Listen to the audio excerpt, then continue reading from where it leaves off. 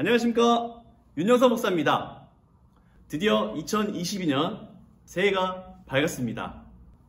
올해 첫 성경 묵상 본문으로 요한복음을 시작하는데요, 1월 1일부터 2월 17일까지 요한복음 13장까지 묵상을 하고요, 또한 4월 1일부터 요한복음 13장 이후에 말씀을 묵상하게 됩니다. 그래서 준비했습니다. 요한복음 산책, 요한복음 어떻게 읽을 것인가? 지금 바로 시작합니다. 출발! 네, 먼저 요한복음 묵상에 도움이 되는 책들을 여러분들에게 먼저 소개하고자 합니다. 첫 번째 책입니다. 짠! 이 책은 합동신학대학원 대학교 신학학 은퇴 교수님이신 조병수 교수님의 신약 성경 총론입니다. 제가 이 책을 여러 번 소개했는데요, 이 책은 신약 성경 마태복음부터 요한계시록까지 모두 전반적인 내용들을 성경 신학적 관점으로 다 살펴볼 수 있어서 여러분에게 추천합니다. 두 번째 책입니다. 짠! 네, 이 책은 바로 요한신학이라는 책인데요, 남친의 신학교 신학학 교수님이신 안드레아스 퀘텐베르그가 쓴 책입니다. 이 책은 요한복음뿐만 아니라 요한서신, 요한계시록까지 요한신학의 모든 것을 총망라해서 살펴볼 수 있는 귀한 책이기에 여러분에게 추천합니다. 세 번째 책입니다. 짠! 네, 이 책은요, 세물결 플러스 대표이신 김요한 목사님이 쓰신 바이블 클래스 복음서 편입니다. 이 책도 이 복음서 내용, 특별히 요한복음 내용을요, 일목요연하게 도표와 여러가지 이미지를 사용해서 우리에게 쉽게 설명하고 있기 때문에 여러분에게 추천합니다. 네 번째 책입니다. 짠! 네, 이 책은 베데신학대학원의 교수이신 마크 스트라우스 교수님이 쓴 책입니다.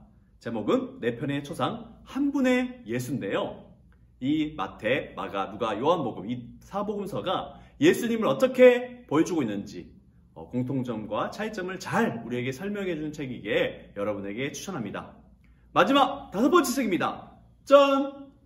황원하 목사님은 고려신학대학원에서 신학학을 가르치시다가 지금은 대구에 있는 교회에 담임을 하고 계시는데요, 황원하 목사님의 책은 간결하고 우리에게 핵심적인 내용들을 잘 설명해 주고 있고, 또한 황원하 목사님께서 요한복음을 전공하셨기에 우리가 요한복음 묵상하는데 가장 도움이 되는 책입니다. 그래서 여러분에게 추천합니다. 네, 지금부터 본격적으로 요한복음 산책을 시작할 텐데요, 첫 번째, 요한복음의 저자는 누구인가? 요한복음의 저자 누구인가요? 요한이요. 요한. 네, 한참 생각하실 것 같은데요. 그런데 이게 간단하지 않은 이야기입니다. 왜냐하면 마태, 마가, 누가 복음도 마찬가지지만 이 요한복음도 저자 이름을 구체적으로 직접 밝히지 않고 있습니다. 하지만 내적 증거인 성경 본문과 외적 증거인 교회의 전통에 의해서 요한복음의 저자는 바로 예수님의 12제자 중 한 명인 요한이라는 견해가 지지를 받습니다. 먼저 첫 번째, 내적 증거인 성경 본문을 통해서 한번 살펴보겠습니다. 요한복음의 저자는요, 이 세부 사항까지 상세하게 묘사할 수 있는 예수님의 사역을 옆에서 지켜본 목격자가 분명합니다. 그 근거를 살펴볼까요? 갈릴리 가나에서 열린 혼인잔치에서 그 돌 항아리가 6개 있었다는 이 구체적인 장면을 기억하고 있고요, 또한 베데스다 목가에서 그 치유를 받은 사람이 38년간 질병을 앓았다는 구체적인 그런 기록도 알고 있죠. 또한 예수의 부활 이후에 제자들이 예수님의 명령에 순종하여 갈릴리에서 잡은 물고기 숫자가 153마리라는 그런 구체적인 물고기 숫자도 기억하고 있습니다. 그뿐만 아니죠. 요한복음의 저자는요, 이 팔레스타인의 지리, 특히 예루살렘의 지형에 대한 상세한 지식을 가지고 있었어요. 베데스다 못이라든지 실로암 못이라든지 솔로몬 행각에 대한 구체적이고 자세한 어떤 여러 가지 이야기들을 알고 있었다는 것이죠. 그리고 마지막으로 요한복음의 저자는요, 유대교의 절기와 전통에 있어서도 잘 알고 있었던 사람이었던 사실을 우리가 성경을 통해서 알 수 있습니다. 그런데 특별히 요한복음은 이 요한복음의 저자를 가리켜서 예수께서 사랑하시는 제자라는 표현을 여러 번 사용하고 있습니다. 예수님께 사랑하신 그 제자는 예수님의 최후 만찬에서 예수님의 품에 기대어 예수님을 배반할 사람이 누구인지 물어봤던 사람이었죠. 또한 이 예수님께서 사랑하신 그 제자는 베드로, 사도 베드로와 긴밀한 관계를 가지고 있었다는 사실을 우리가 성경을 통해서 알 수 있습니다. 베드로는 이 제자에게 예수를 배반할 자가 누구인지 알아보라고 했고요. 또한 예수님과 함께 빈 무덤을 향해 달려갔습니다. 그리고 그는 장차 베드로가 어떤 운명에 처할지도 예수님께 묻지요. 그리고 이 사람은 결정적으로 예수님께서 십자가에서 자신의 모친인 마리아를 돌봐줄 것을 부탁한 사람인 것이죠. 이런 내적 증거 성경 본문을 통해서 이 저자는 예수님께서 사랑하신 제자였으며 바로 사도 요한이었을 가능성이 가장 크다는 사실을 우리가 알 수 있는 것이죠. 두 번째는요, 외적 증거, 바로 교회의 전통입니다. 이레니우스는요, 사도 요한의 제자였던 서머나의 폴리갑에게 요한복음에 대해서 들었어요. 그리고 이런 말을 남겼어요. 주의 제자요, 주의 가슴에 기댔던 요한이 나중에 아시아의 에베소에 머물 때 직접 한 복음서를 펴냈다라고 기록했습니다. 그리고 이 에베소의 감독이었던 폴루크라테스는요, 로마의 감독이었던 빅토르에게 보내는 이 편지에서 사도 요한과 복음서가 연관되어 있다라고 말했습니다. 이외에도 알렉산드리아의 클레멘트, 또한 무라토리안 정경, 그리고 유세비우스 등이 요한복음의 저자가 바로 사도 요한이었다는 사실을 지지하고 있죠. 그래서 내적 증거인 성경 본문과 외적 증거인 교회 전통에 의해서 요한복음의 저자는 예수님의 12제자 중 한 명인 요한이다라는 사실을 우리가 알 수 있는 것이죠. 두 번째, 기록 시기. 요한복음은 언제 기록되었는가? 현재까지 발견된 가장 오래된 요한복음의 그 사본은요, 바로 라이프렌즈 파피루스라고 합니다.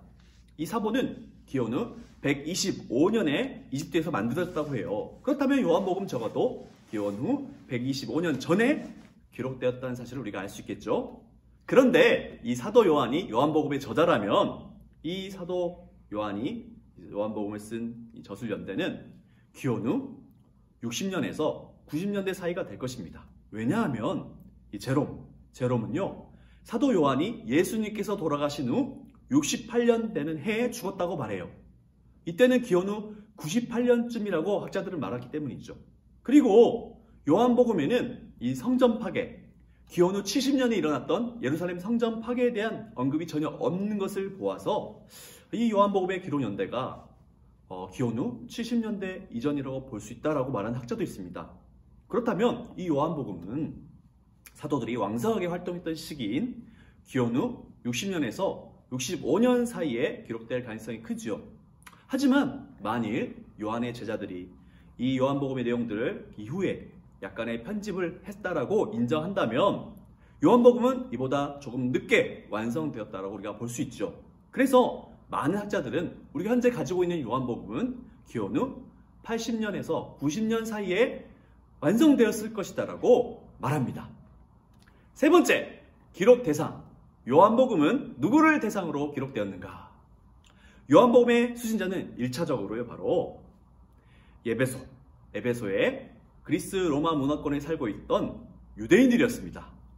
그들의 종교, 문화적 상황은 결코 낙관적이지 않았습니다. 그들은 유대 회당과 심각하게 갈등하며 지내고 있었습니다. 그래서 당시 유대인들은요, 이 예수를 믿는 그리스도인 유대인들을 회당에서 축출하기로 했죠.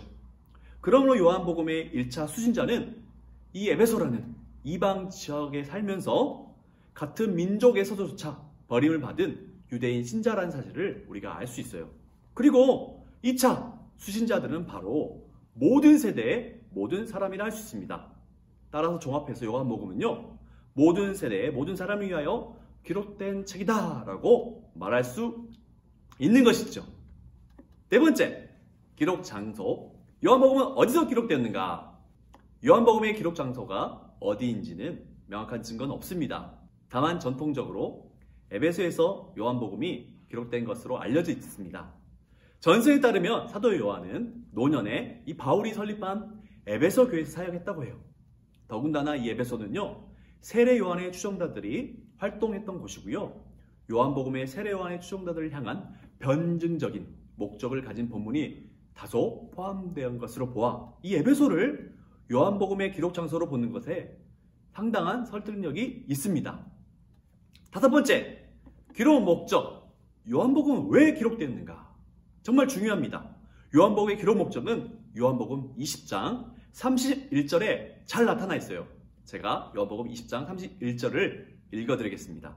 오직 이것을 기록하면 너희로 예수께서 하나님의 아들 그리스도이심을 믿게 하려 하며 또 너희로 믿고 그 이름을 힘입어 생명을 얻게 하려 함이니라. 아멘. 요한복음은 두 가지 목적을 가진 기록입니다.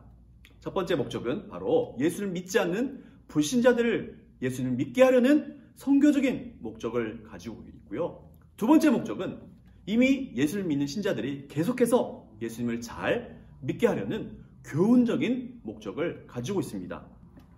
실제로 요한복음은 믿지 않는 사람들에게 예수를 믿어야 한다고 말한 동시에 믿는 사람들에게 더욱 정확하고 분명하게 예수님을 믿어야 한다고 말합니다. 여섯 번째, 요한복음의 구조입니다. 요한복음 크게 세 개의 부분으로 나눌 수 있습니다. 첫 번째 서론은요, 요한복음 1장입니다. 1장. 요한복음 1장 1절에서 18절은 이 말씀이신 그 예수님을 찬양하는 로고스 찬양시로 기록되어 있고요. 또한 1장 19절에서 51절은 이 로고스이신 예수님에 대한 증언들이 기록되어 있습니다. 두 번째, 본론인데요. 이 본론은 요한복음 2장에서 요한복음 20장까지 요한복음의 대부분의 내용들을 차지하고 있습니다. 그런데 요한복음의 본론은요, 크게 두 개로 나누어졌어요. 바로 요한복음 2장부터 12장까지는 표적들의 책이다라고 불립니다. 또한 13장부터 20장까지는 영광의 책이라고 불려요. 그리고 마지막 요한복음 21장은 결론에 해당되는 에필로그에 해당되는 부분이죠.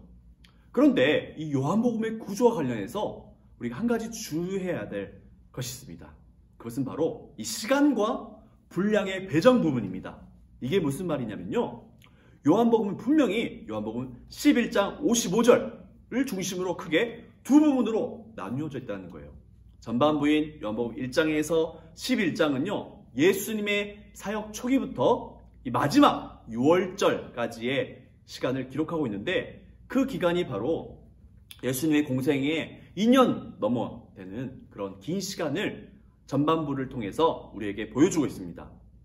그런데 후반부인 요한복음 13장부터 21장 부분은요, 단지 2주 예수님께서 고난당하시고 죽임당하시고 부활한 이 2주의 짧은 시간을 무려 뒤후반부에 많은 부분들을 사용하고 있다는 사실이죠. 그래서 이것은요, 다른 공간복음인 마태복음, 마가복음, 누가복음과 비교했을 때 상당히 특이한 구조입니다. 이것 속에 우리가 무엇을 알 수 있나요? 바로 이 사도 요한은 예수님의 고난과 죽음과 부활을 정말 중요하게 생각하고 있다는 사실을 우리가 알 수 있는 것이죠. 그래서 요한복음의 1장부터 12장 내용이 예수님 공생에 2년이 넘는 시간을 사용하고 있는데, 놀랍게도 13장부터 21장 이 분량, 많은 분량을 단지 2주 예수님의 고난과 십자가 그리고 부활의 사건에 기록하고 있다는 사실을 우리가 꼭 기억해야 되겠습니다. 일곱 번째, 요한복음의 문학적 특징입니다. 첫 번째 특징은 바로 언어입니다. 언어. 아까 말씀드렸다시피 요한복음은요, 1차적으로 에베소에 있는 유대인 그리스도인에게 기록한 말씀이죠. 그런데 이 에베소는요, 이 헬라 세계, 이 그리스의 영향을 받고 있었습니다. 그렇기 때문에 요한복음의 이 언어는요, 유대적인 사상을 가지고 살아가는 유대인인데 그들이 어디 살고 있다고요? 바로 이 그리스의 영향을 받고 있는 헬라 세계에서 살고 있기 때문에 요한복음은 유대적 사상을 가진 독자들을 위하여 헬라적 언어로 기록된 책이라고 말할 수 있습니다. 그래서 조금 더 나아가자면 요한복음은요, 유대적 배경이 있는 독자들과 헬라적 배경이 있는 독자들 모두를 염두에 두고 기록된 책이라고 말할 수 있습니다. 두 번째 문학적 특징은 바로 역설, 아이러니 기법입니다. 요한복음은 이 역설, 아이러니 기법을 다양하게 사용하면서 심오한 진리를 우리에게 흥미진진하게 전달하고 있습니다. 예수님의 죽음은요, 하나님께서 영광을 받으신 사건이라고 강력하게 요한은 주장합니다. 예수님의 죽음, 예수님의 그 고난이 하나님께 영광일 수 있는 이유는 예수님께서 십자가에 달려 죽으심으로 그 하나님의 무한한 사랑이 우리에게 드러났기 때문이죠. 또한 예수님에 대한 사람들의 인기가 높아지자 이에 대한 두려움을 느낀 대제사장 가야바는요, 이런 말을 했어요. 요한복음 11장 50절인데요. 한 사람이 자기 민족을 위해 죽는 것이 낫다. 이 대제사장 가야바의 말은요, 역설적으로 아이러니하게도 대제사장이 예수님을 하나님께 희생제사로 바쳐 모든 사람을 구원한 역할을 수행합니다. 또한 요한복음 8장에서요, 예수님의 치유사역을 통해 눈을 뜬 이 시각장애인이요, 예수님을 메시아로 고백하지만 눈이 멀쩡한 유대인들은 예수님을 알아보지 못하고 죽이려 합니다. 그리고 진리가 무엇인지를 전혀 모르는 빌라도가 진리 그 자체이신 예수님을 심판하는 참으로 아이러니한 상황을 우리에게 보여주죠. 이 빌라도는 예수님의 무죄를 확신하고 예수님을 석방하려고 했습니다. 그런데 유대인들은 굳고 반대하면서 오직 로마 황제 가이사만이 자신들의 진정한 왕이라고 주장했습니다. 이를 통해 우리가 무엇을 알 수 있나요? 이 유대인들 스스로 자신들이 하나님의 백성이 아니라는 사실을 아이러니하게도 스스로 폭로하고 있죠. 빌라도가 예수님이 매달리신 십자가에 나사렛 예수 유대인의 왕이란 팻말을 붙였습니다. 빌라도가 예수님을 정치범으로 처형한 것을 의미하죠. 그러나 십자가에 매달리신 예수님은 자신의 이 메시아적인 과업을 완수하시고 온 우주의 왕으로 등극하심을 우리에게 보여주죠. 그리고 빌라도는요, 이 나사렛 예수 유대인의 왕이란 팻말을 그 성서의 언어인 아람어로, 그리고 제국의 공용어인 라틴어로, 그리고 그 당시 문명을 대표하는 그리스어, 헬라어로 기록하고 있는데요. 이것을 통해 우리가 무엇을 알 수 있나요? 이 세상의 대표자라고 불릴 수 있는 빌라도가 직접 예수님을 온 세상의 주님, 하나님으로 선언하는 아이러니한 장면을 우리에게 보여주죠. 마지막으로 예수님께서 십자가에서 요한복음 19장 30절 다 이루었다 라고 선언하시는 장면은요, 그 아이러니의 극치입니다. 왜냐하면 이 세상에서 가장 실패한 인생으로 보일 수 있는 십자가 처형을 당하신 그분이 가장 성공적인 삶을 사신 것인 그 사실을 우리에게 보여주고 있기 때문이죠. 이것은 바로 그 십자가에 달리신 예수님이 하나님의 아들이셨기 때문에 가능한 일이었습니다. 이번엔 8번째, 바로 이 공간복음, 바로 마태, 마가, 누가복음과 요한복음의 관계를 여러분에게 설명해 드리겠습니다. 이 사도 요한은요, 자신의 이 복음서를 기록하면서 마태, 마가, 누가복음을 광범위하게 사용하고 있어요.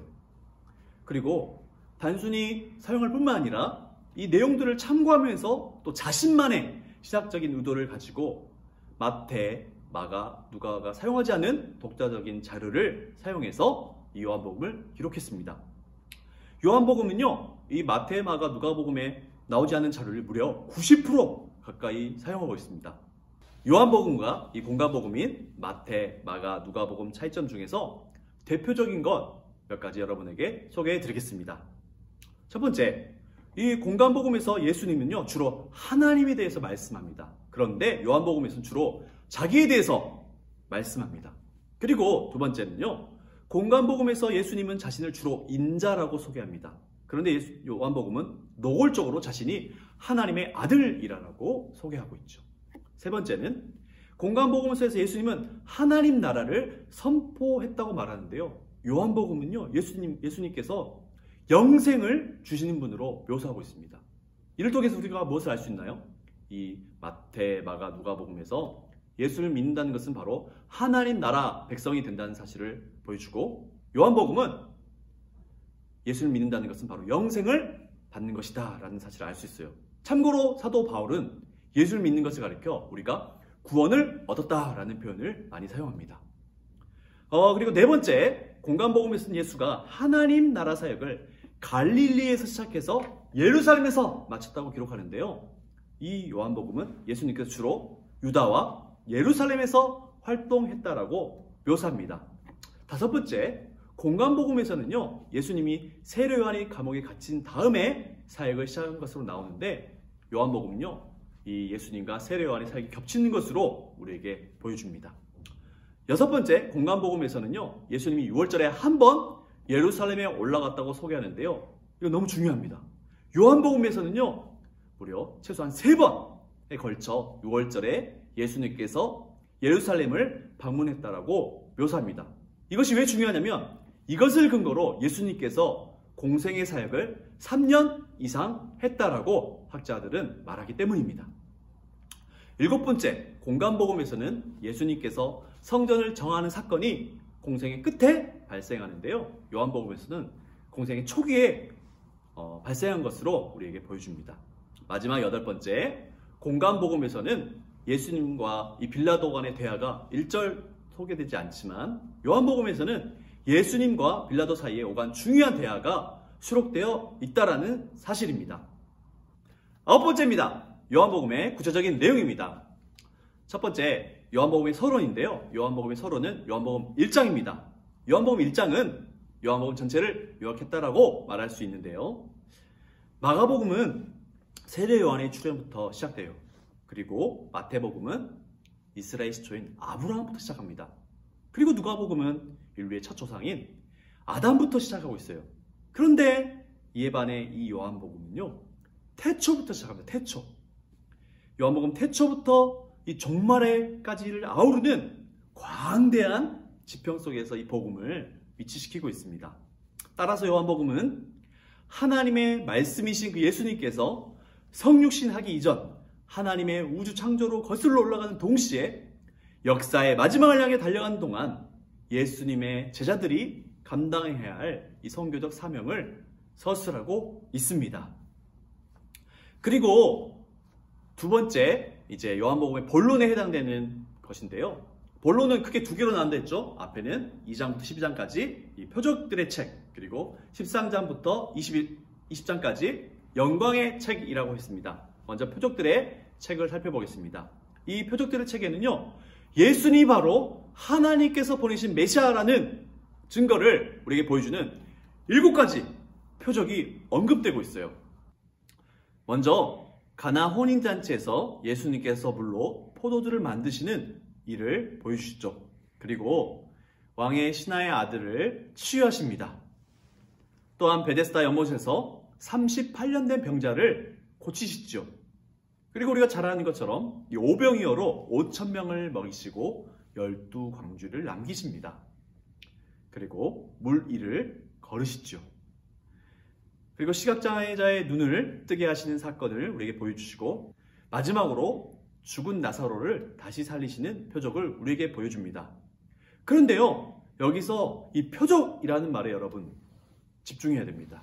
왜냐하면 이 마태, 마가, 누가는요, 표적이라는 말보다는 이적 혹은 기적이라는 말을 많이 써요. 그런데 요한은 특히 표적이라는 말을 많이 쓰고 있어요. 이 표적은 영어로 사인인데요. 이것은 무엇이냐면 이 예수님께서 보여주신 7가지 표적은요, 이 표적을 통해서 뭔가 다른 것을 보여주기 위한 목적이 있었다는 것이에요. 그러니까 이적이라든지 기적 자체가 목적이 아니라 이 표적이라는 말을 사용하심으로써 예수님은 이 놀라운 일들을 통해서 자신이 바로 구약에서 하나님께서 이 땅에 보내주시기로 약속하신 메시아, 그리스도라는 사실을 우리에게 보여주기 위해서 이 표적이라는 말을 사도 요한은 의도적으로 사용하고 있다는 사실입니다. 그런데 여러분, 이 사람들은 그 예수님을 알아보지 못합니다. 그리고 이 표적을 통해서 자신이 그리스도라는 사실을, 메시아라는 사실을 보여줌에도 불구하고 유대인들은 예수님을 알아보지 못하니까 예수님께서는 그들의 오해를 교정하기 위해서 항상 이 표적 이후에 긴 설교를 하세요. 그래서 표적들의 책에서는요, 이 표적, 예수님의 표적, 그리고 유대인들의 오해, 그리고 예수님의 설교라는 구조를 띱니다. 그리고 요한복음에서는요, 또 7번의 나는 뭐뭐이다, 바로 헬라어로 에고에이미라는 문장이 나옵니다. 이 에고에이미는요, 예수님께서 자기의 정체를 우리에게 보여주시는, 계시하시는 것인데요. 특별히 출애굽을 시작할 때에 하나님께서 모세에게 자기를 계시해 주시죠. 출애굽기 3장 14절에 나는 스스로 있는 자이니라. 이것을 헬라어로 번역한 이 70인경에 의하면 바로 이 부분을 에고 에미라고 번역하고 있습니다. 그래서 예수님께서 자신을 사람들에게 가르치시면서 에고 에임이라는 말을 7번 사용하심을 통해서 내가 바로 하나님이다 라는 사실을 의도적으로 보여주고 계시다는 것이죠. 그래서 나는 하늘에서 내려온 생명의 떡이다. 나는 세상의 빛이다. 나는 양의 문이다. 나는 선한 목자다. 나는 부활이요 생명이다. 나는 길이요 진리요 생명이다. 나는 참 포도나무다. 총 7번의 에고 에이미를 사용하심으로써 자신이 바로 신적 권위를 가진 하나님이라는 사실을 유대인들에게 보여주셨다는 것입니다. 그리고 본론의 두 번째에 해당하는 요한복음 13장에서 20장까지의 말씀, 바로 영광의 책들인데요. 이 부분은 예수님께서 자신의 수단과 죽음을 통해서 하나님의 영광을 드러내고 또 어떻게 자신의 죽음이 하나님의 구원을 가져다 주는지를 잘 보여줍니다. 어떤 사람들은 이 영광의 책을 순환의 책이라고 말합니다.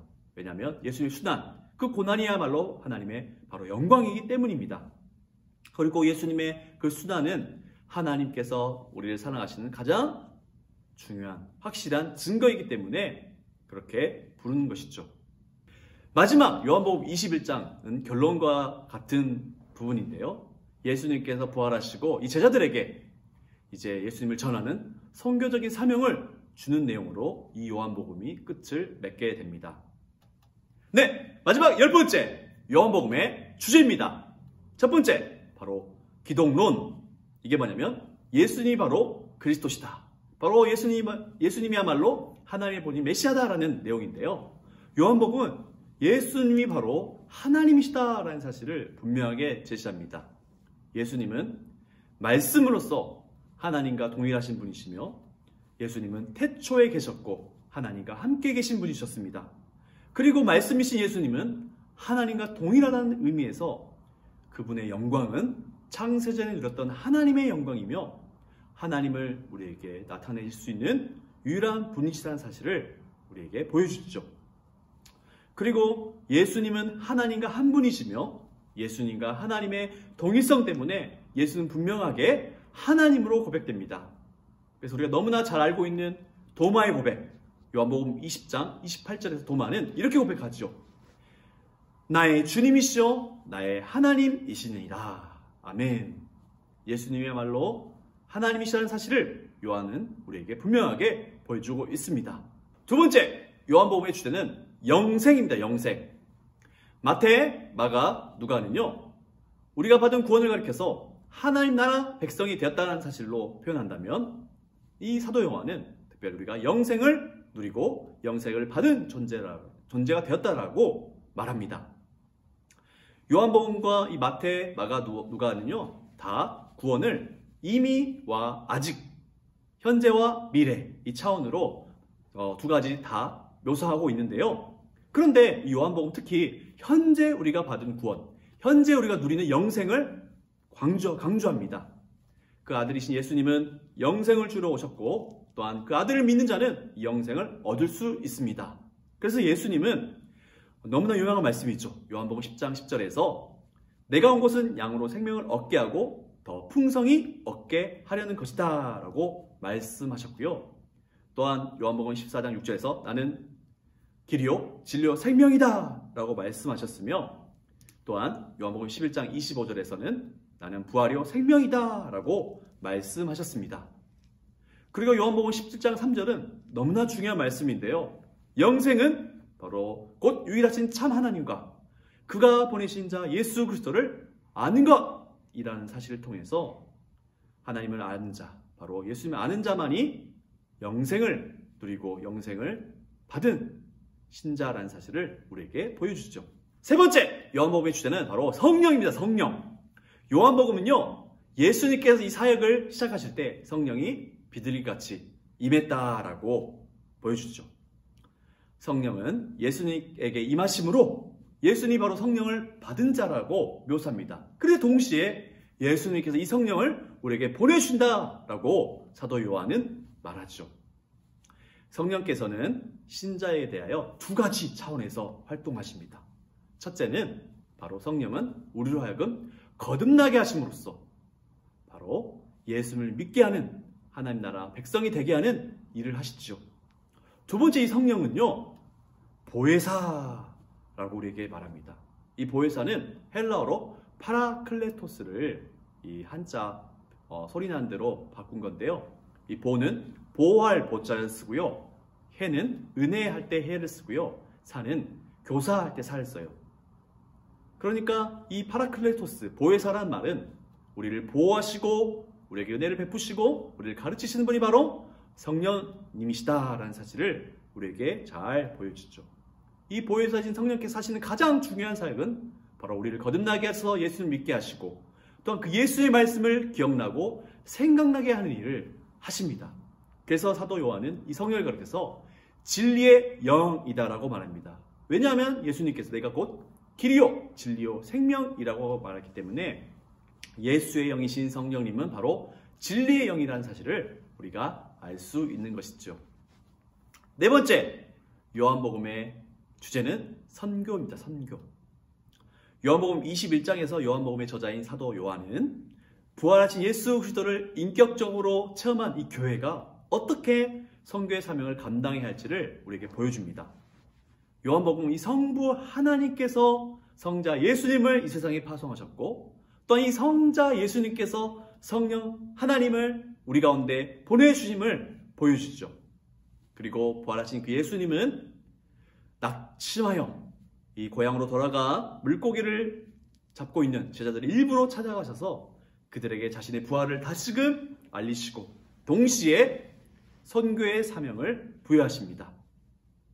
그리고요, 예수님의 명령을 따라 순종한 제자들이 153마리의 물고기를 잡았다는 것은요, 우리에게 놀라운 사실을 알려주는데 당시 사람들은 세계 모든 민족이 153민족이었다는 그런 생각을 가지고 있었대요.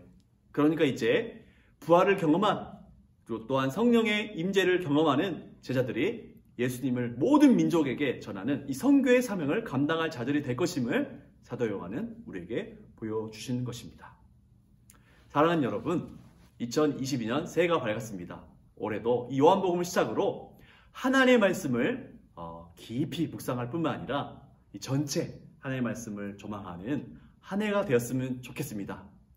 이상으로 요한복음 산책, 요한복음 어떻게 읽을 것인가 마치겠습니다. 감사합니다.